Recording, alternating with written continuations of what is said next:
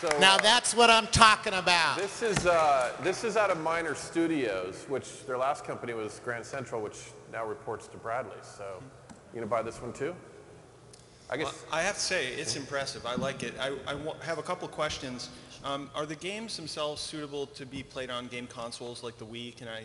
Definitely. I mean, Nintendo has always been, I've been a huge fan of Nintendo. I was in the Nintendo Power issue 1994, Mega Man X2, so it's a good issue. Check it out. But yes, it's absolutely. We've been. Like, can you compile this for each one and like create a?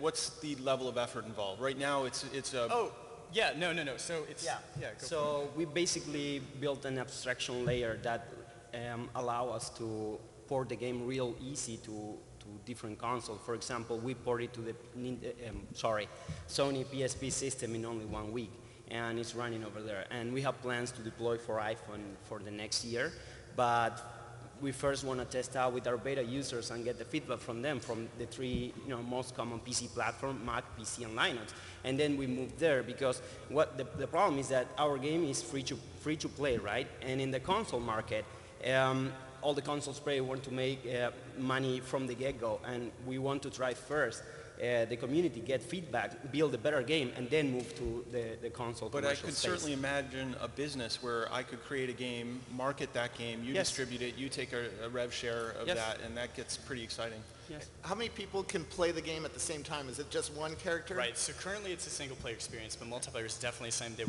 we have been planning to add. And it's just a matter of taking an existing Atmosphir level that you've already made and then adding the multiplayer code on top. So you can take a level you've already made and then add in a capture the flag and add team A, team B here, and you can take a level you've already done and make it multiplayer. But that's definitely on the top of our... I want to add something more to that multiplayer experience that you're talking about.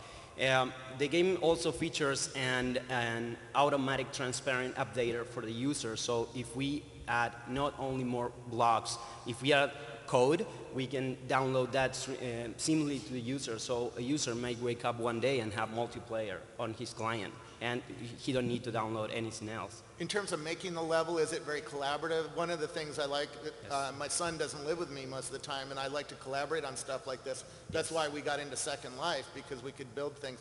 Can he build something and then I can build it and then go back and forth? Or? Yeah, so right now it's you make a file, it's a draft, it's a small text file actually, because you have all the blocks already local on your side. So you can send that file, that draft, back and forth and add things. And eventually we'd love to have collaborative design where you can both design in the same environment. But for now, one step at a time. But anyway, if you can upload your level with an edit unlocked flag, and anyone can edit your level. But if you're designing, let's say, a huge level, you're taking out, I don't know, maybe 20,000 grid spaces, that will be a file size of 100K, 100 kilobytes. So you can send it, I don't know. Are the blocks interactive? If I step on one, can I play a music file, Yes. or can I play an audio podcast or something like that? We're definitely working on that. Right now there's interactive blocks like, things you jump on that shoot you up in the air and various, things like that. But we definitely want to have more customization, more interaction. The more open we can get, the more we allow our users to be creative. We're excited to see what they come up with. You have a set of blocks that are not configurable, but you have a set of blocks that are interactive, and you can bring up properties, and you can tweak them whatever you want with sliders, so you don't have to be like a computer genius entering parameters or numbers. You just move a slider, hit play, see what's going on, and you can go back and forth with that. It's pretty easy. So, When does this come out? Cheryl, it launches today in beta, and it's next year. Cheryl, what do you think? I can hear a question. What- Just what questions? What do you think? How much are you going to pay for this when you buy it? Me, not very much, but I'm sure others. No, it looked really exciting. The collaboration element, I think, is really important going forward. Isn't it a natural fit, though, with Facebook? I mean, it's a platform, and it's like you guys have a Oh, platform. I thought you and meant they me have- personally. No, I meant the company. Yeah, no, the company you sorry. run. I'd say 50 million right now, right? 60, 70, 85? Yeah, great. Wait for the bidding war to Alright. start before you start going on.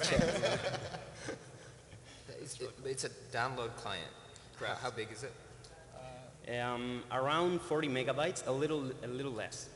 Okay, and also, I mean, it seems like it would be this trade-off between user scriptability and sort of blocks, right? Because on the one hand, it seems like it's really easy to use and quick to make, but then running from the start flag to the finish flag would get kind of boring after a while, right? And so then the question is so I mean, because like Second Life to me is great, but you can do too much, so you can't really do anything really, just because it's really hard to make a really interesting thing, right? And so are you going to have like just one category of user, which is the user game player? Or are you going to have two categories where people actually make blocks? Or I mean, like how? Because it's going to be a really weird problem to have different levels. I mean, because this is true whenever you have participation in the gameplay, right? Yeah, and we're really interested in when people mix the rules of games and genres. So you might have the start to finish flag, but then maybe you have to collect a certain number of treasures on your way, or maybe it's a collect quest where you have to find treasures, or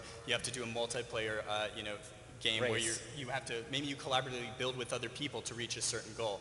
We'd love to not only introduce those into the game, but also be able to mix and match all the different gameplay styles to sort of create your own thing and your own rules. So every level has its own rules built inside, so it will be up to the player to create the game experience that they want.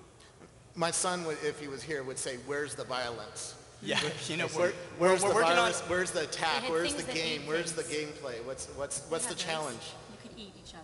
Yeah. Can we kill things?